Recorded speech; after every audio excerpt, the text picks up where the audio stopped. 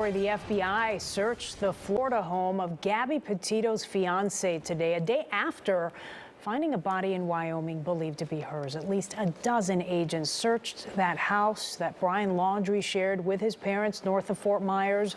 Boxes of evidence were removed. An autopsy, by the way, is scheduled for tomorrow. Laundrie returned from a cross-country road trip earlier this month without Petito. He hasn't been seen since last week. Police searched a large nature preserve where he was believed to have gone over the weekend, but still nothing. Well, this case has certainly captured national attention, with Gabby's parents pleading with Laundrie for some answers. And joining us now to talk a little bit more about this, perhaps give us some new insight. There you see her, Washington Post correspondent Hannah Knowles. Hello to you.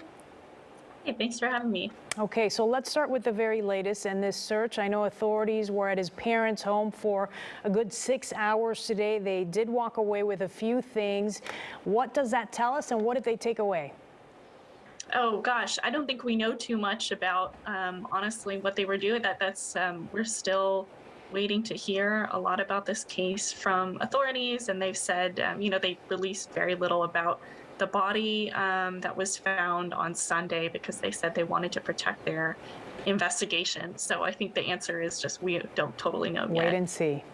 It has been awfully damning that Laundrie has not been cooperating at all with investigators, much to, the despair and disappointment of Gabby's family. What does that tell you about, his standing, his role in all of this? Oh gosh, well, he's a person of interest right now. Authorities have not, come out and said he's, wanted for a crime or even a suspect at this point. But he They're won't being even talk very to him. careful in the language.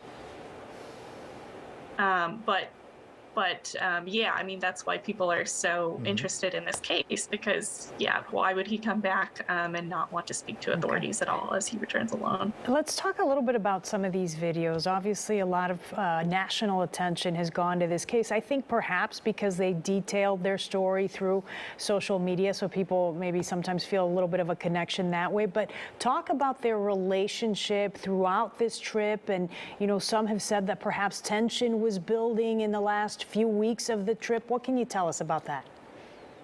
Well, they posted a lot on Instagram and portrayed what looked like a pretty happy life together, but we have seen body camera footage that was released from a traffic stop police did that kind of undermines that happy image. We saw Gabby just crying throughout that encounter. The police officer separated them briefly. It was an encounter that raised huge red flags for police at the time. But in retrospect, it's definitely increased the interest in this case. Hannah, the sad truth is that people go missing every single day. And the Washington Post had a good look at how people of color don't get the same amount of interest in this case. What about the police attention on those other cases? Can you speak to a little bit about what was explained in that other Washington Post article?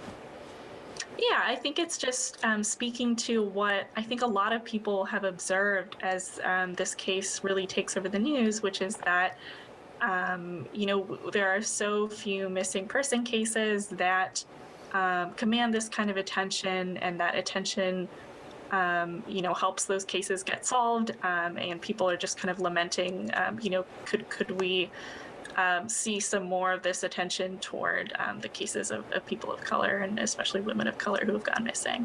All right, all important points. I want to talk about where we go from here. Obviously, this is a case that people are going to continue to follow. They want to see the outcome.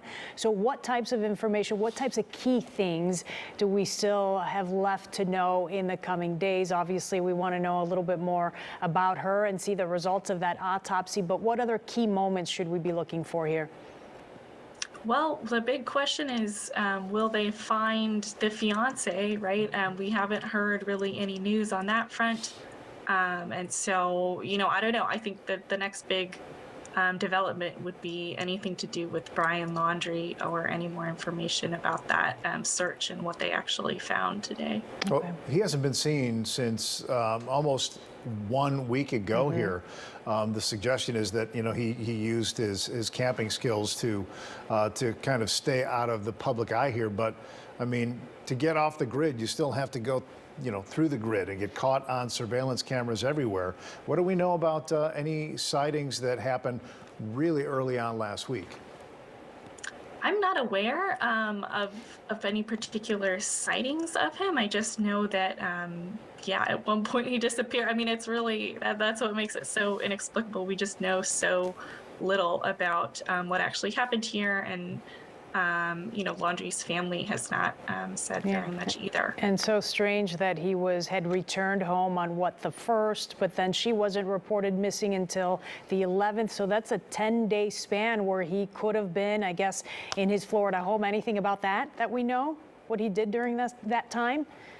Unfortunately, I don't know. And it wasn't him who eventually reported him. I mean, it was her family who finally reported her. Yeah.